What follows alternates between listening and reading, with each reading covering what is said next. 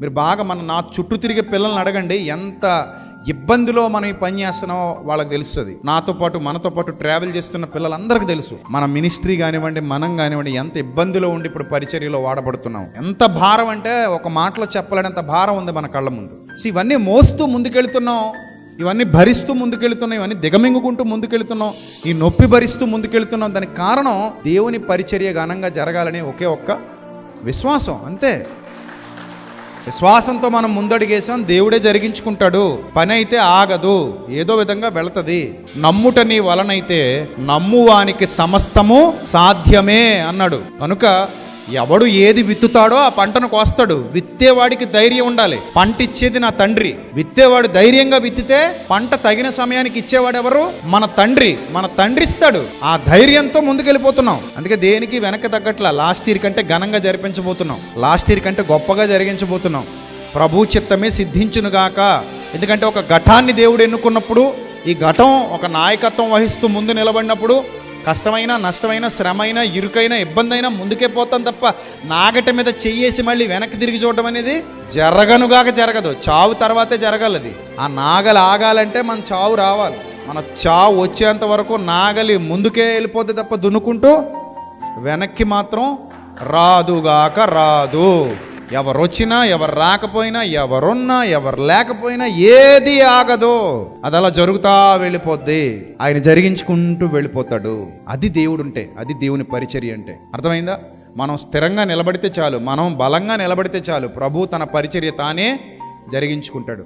బిలాముకు చెప్పడానికి ఎవ్వరు లేడరా బాబు అంటే, గాడిద ఉంది కదా తండ్రి అన్నట్టు అయిపోయింది పరిస్థితి.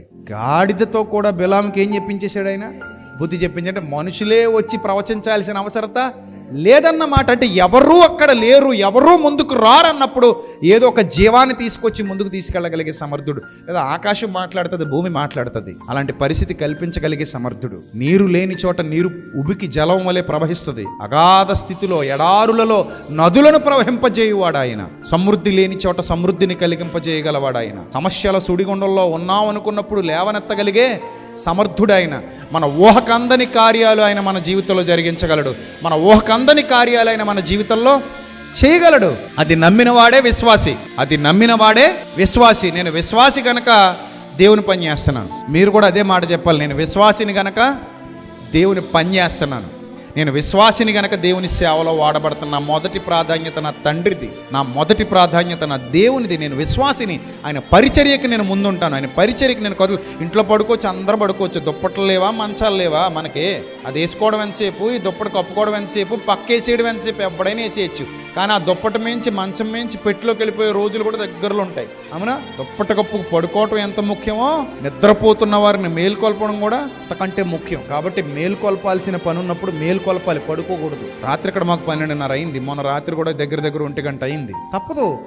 దేవుని సేవలో ఉన్నప్పుడు నిద్రాహారాలు మానేయాలి, పని చేయాలి, కష్టపడాలి, శ్రమ పడాలి. టైం చూసుకోవడానికి లేదు, ఓ టైం అంటూ ఉండదు. ఎప్పుడు నిద్రపోతామో తెలీదు, ఎప్పుడు పని చేస్తామో తెలీదు. చెయ్యాలి. నేను పొద్దున వచ్చేసరికి ఆ పని ఆగిపోయిందండి, ఎవరు లేరండి అంటే, ఏరండి అందరూ ఏరి, అందరికి ఫోన్ చేసాం కదా. కొంతమంది వచ్చారండి, కొంతమంది ఇంకా రాలేదండి. పని చూస్తే చాలా విస్తారంగా ఉందండి. ఇప్పుడు పారపట్టుకునే వాళ్ళు కావాలండి, గిన్నె మోసేవాళ్ళు కావాలని అన్నారు. నేనే పారపట్టుకున్నాను, నేను గిన్నె మోసాను. నిన్న మొన్న నేను పారపట్టుకున్నాను, నేను గిన్నె మోసాను. నేను సేవకుడిని కదా అని చెప్పి సూటు బూటేసి తిరుగుతున్నాను అనుకుంటారు అస్తమాను. కొన్ని సందర్భాల్లో నేను పారపట్టుకుంటాను, నేనే గిన్నె మోస్తాను. నేను అంతా దుమ్ము పట్టిపోయినాను. ఇక్కడ నేను కూడా చేశాను దేవుని పని, పిల్లలతో పాటు నేను కూడా కష్టపడ్డా. వాళ్ళు వద్దన్నయ్యా, నువ్వు చెయ్యొద్దన్నయ్యా అన్న నేను వినలేదు. ఎందుకంటే నేను కూడా చెయ్యాలి.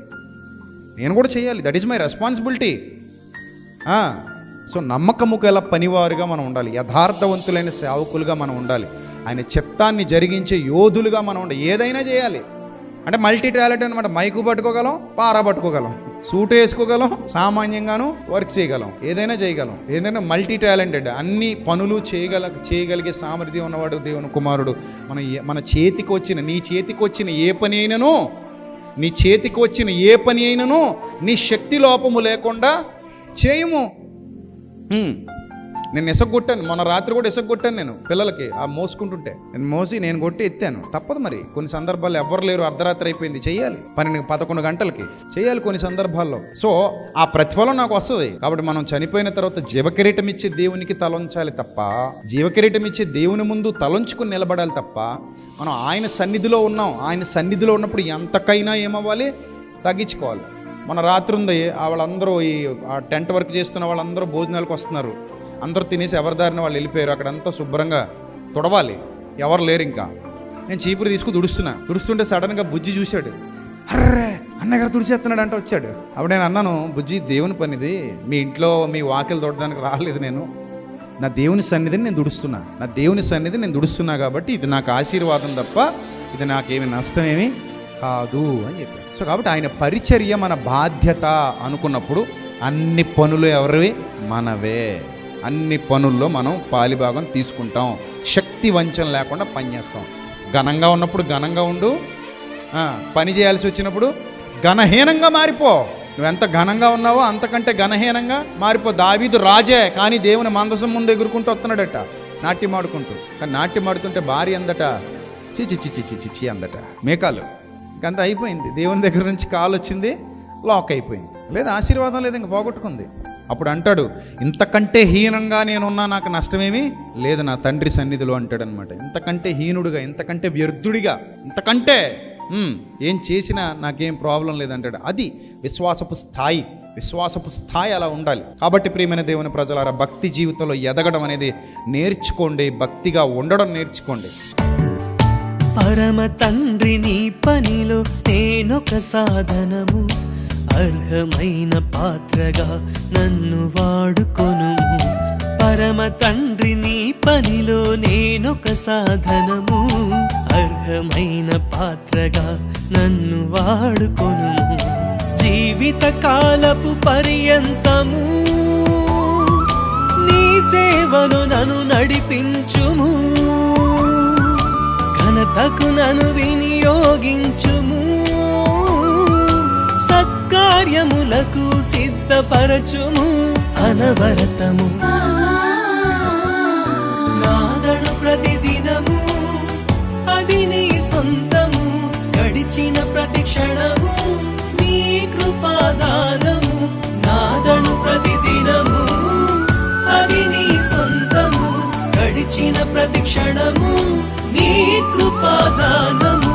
పరమా తండ్రి, పరమా తండ్రి, పరమా తండ్రి, పరమా తండ్రి.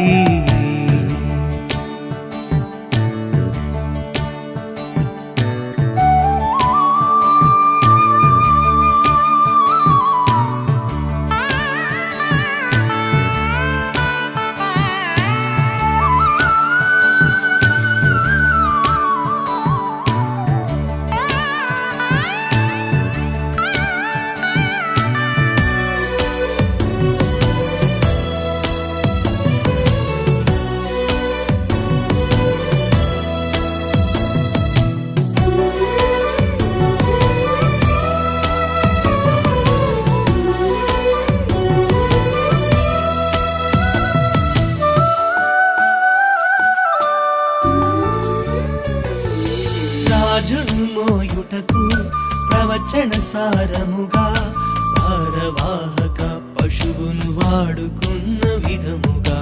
పరమా తండ్రి, పేతురు మాటలకు కూతను కూయుటకు, ప్రభువు మాట నిలబెట్టగా కోడి వాడబడినదిగా. పరమా మందసమిచ్చుటకు, ఆ బండిని లాగుటకు, ప్రాణత్యాగమునర్చినవి పాడి ఆవులేగా. బుద్ధిని చెప్పుటకు, పిలామును ఆపుటకు, నోరు లేని గార్ధభమే నీతి బోధ చేసెనుగా. వాటి కంటే శ్రేష్ఠులమే మేము, నీ స్వరూపము కలిగి ఉన్న వారమై ఉన్నాము. వాటి కంటే శ్రేష్ఠులమే మేము, నీ స్వరూపము కలిగి ఉన్నవా